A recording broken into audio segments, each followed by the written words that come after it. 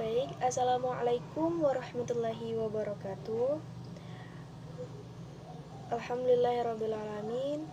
Puji dan syukur kita haturkan kepada Allah subhanahu wa ta'ala, yang mana dengan karunia dan hidayahnya kita masih diberikan kesehatan hingga saat ini. Sholawat serta salam tak lupa kita haturkan kepada junjungan kita, yaitu Nabi besar Nabi Muhammad SAW. Sebelumnya, perkenalkan, nama saya Nilam Cahya Ramadhani. Saya dari Prodi Pendidikan Guru Madrasah Ibtidaiyah.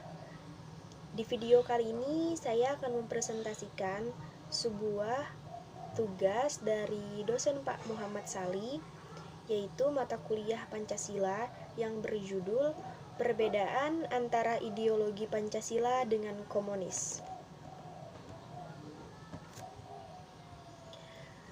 Materi yang akan saya bahas kali ini adalah kita akan mengetahui apa itu ideologi Pancasila, apa itu ideologi komunis, dan perbedaan antara ideologi Pancasila dengan komunis, dan cara menyikapi perbedaan antara ideologi tersebut. Sebelum kita masuk ke dalam perbedaan antara ideologi, kita harus mengetahui apa itu ideologi. Nah, ideologi berasal dari kata idea yang berarti gagasan dan logos yang berarti ilmu. Jadi, kata idea berasal dari bahasa Yunani yaitu eidos yang berarti bentuk. Maka, secara harfiah, ideologi berarti ilmu tentang pengertian-pengertian dasar. Dalam pengertian sehari-hari, kata idea disamakan artinya dengan cita-cita. Yang dimaksud cita-cita di sini adalah cita-cita yang bersifat tetap yang harus dicapai, sehingga cita-cita yang bersifat tetap sekaligus merupakan suatu dasar dan pandangan hidup. Nah, jadi teman-teman, ideologi itu berasal dari dua kata. Yang pertama idea dan yang kedua itu logos. Jadi, idea itu adalah gagasan, sedangkan logos itu adalah ilmu. Nah, dalam pengertian sehari-hari kita, ideologi itu artinya cita-cita. Nah, semua orang di dunia ini pasti mempunyai yang namanya cita-cita. Sama juga dengan bangsa Indonesia, negara kita juga mempunyai cita-cita dan tujuan. Setelah itu kita masuk kepada namun cita-cita ini macam-macam. Ada yang alurnya ke sini, ada yang alurnya ke sana. Nah, jadi yang kita bahas kali ini adalah ideologi Pancasila. Apa itu ideologi Pancasila? Ideologi Pancasila adalah suatu ideologi yang mempunyai prinsip persatuan dan kebersamaan yang dimiliki manusia dalam kehidupan kebangsaan dan kenegaraan. Jadi, ideologi Pancasila ini adalah suatu ideologi yang memiliki prinsip persatuan dan kebersamaan. Itu ideologi Pancasila.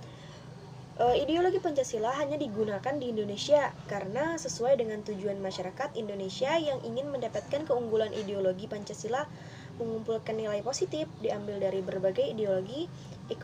Ekonominya bisa mengangkat tingkat kehidupan banyak orang, dan ideologinya sesuai dengan beberapa pelanggaran yang tidak sesuai dengan ideologi Pancasila di Indonesia. Jadi teman-teman, ideologi Pancasila ini hanya digunakan di Indonesia. Kenapa? Karena ideologi ini mempunyai prinsip persatuan dan kebersamaan. Jadi hanya ada di Indonesia. Sedangkan di negara-negara lain itu mereka rata-rata menganut ideologi yang namanya ideologi komunis. Apa itu ideologi komunis?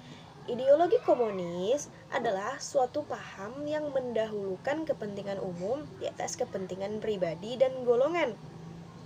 Paham komunis juga menyatakan semua hal dan sesuatu yang ada di suatu negara dikuasai secara mutlak oleh negara tersebut. Jadi, kalau ideologi komunis ini adalah suatu paham yang mana dia mendahulukan kepentingan umum di atas kepentingan pribadi dan golongan. Sedangkan ideologi Pancasila kita punya hak untuk mengeluarkan pendapat. Nah, sedangkan ideologi komunis ini pendapat kita itu dibatasi, begitu.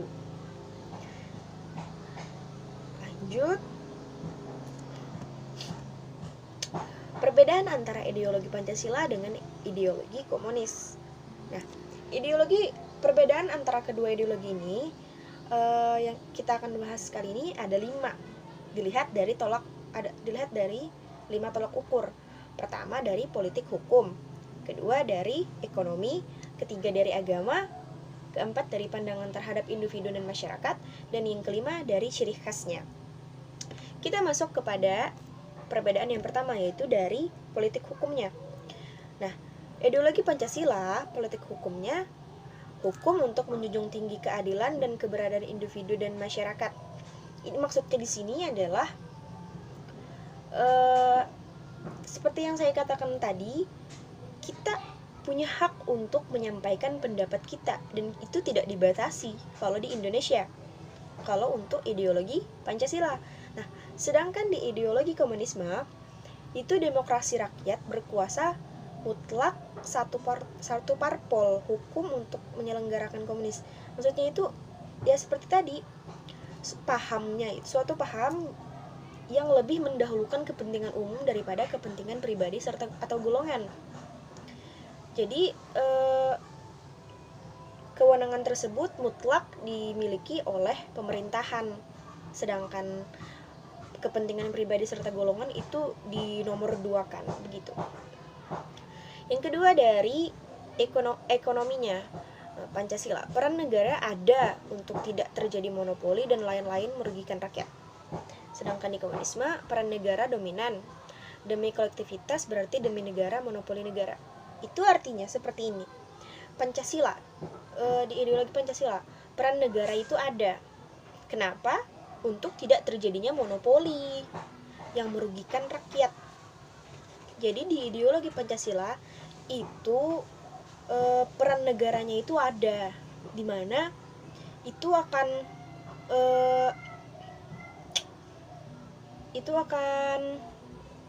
membantu tidak terjadinya sebuah monopoli yang mana itu akan merugikan rakyat. Sedangkan di komunisme, peran negara itu dominan. Demi kolektivitas berarti demi negara, monopoli negara. Artinya peran negara di komunisme ini itu dominan.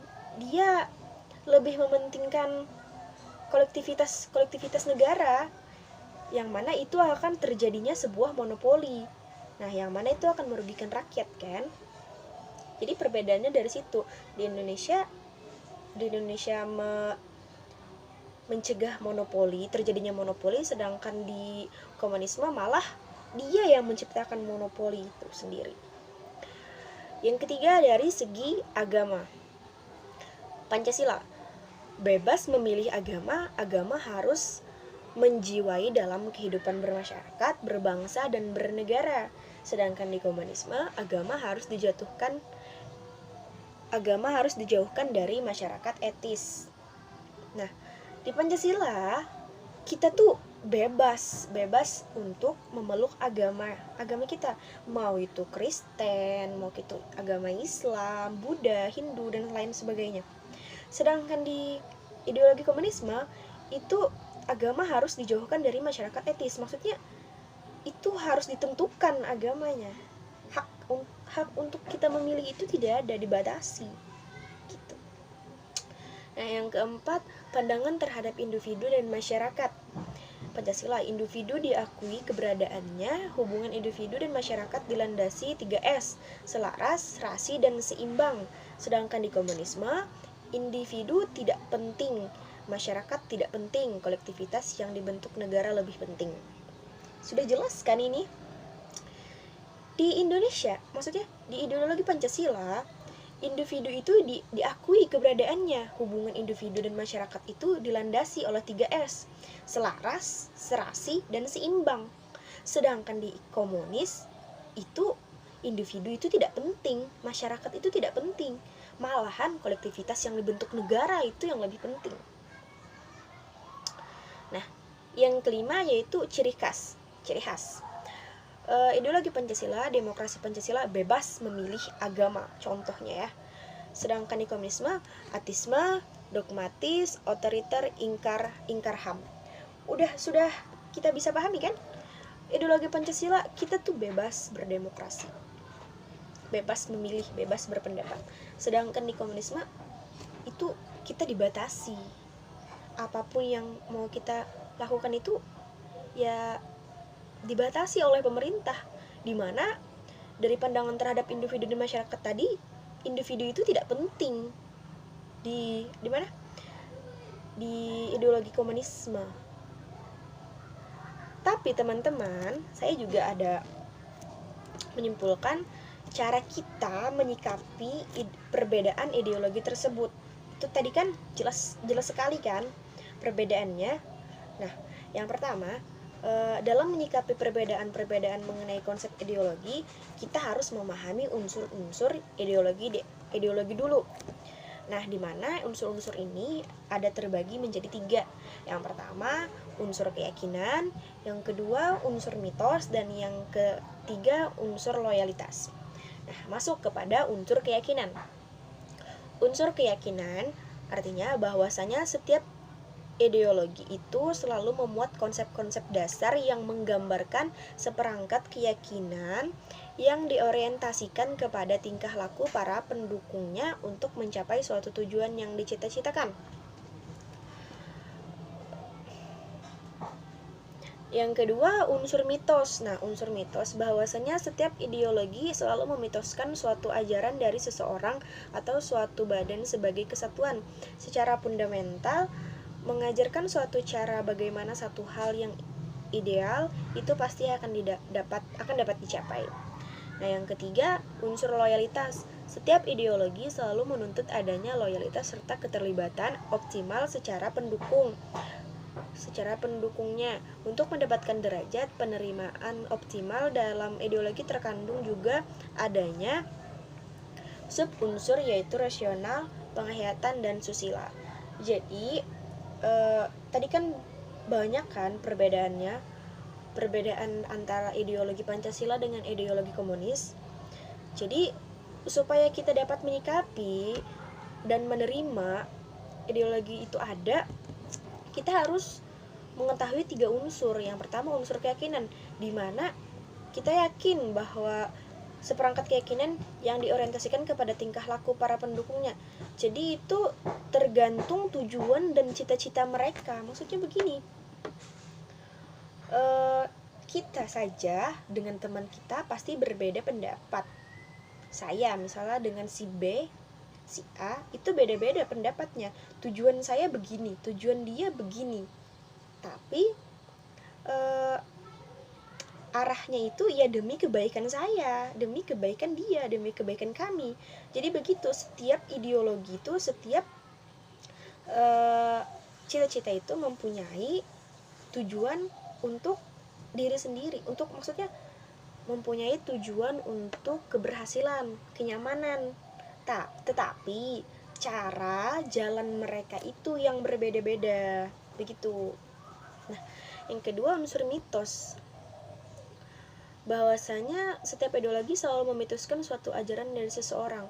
Jadi dia juga misalnya kan turun-temurun.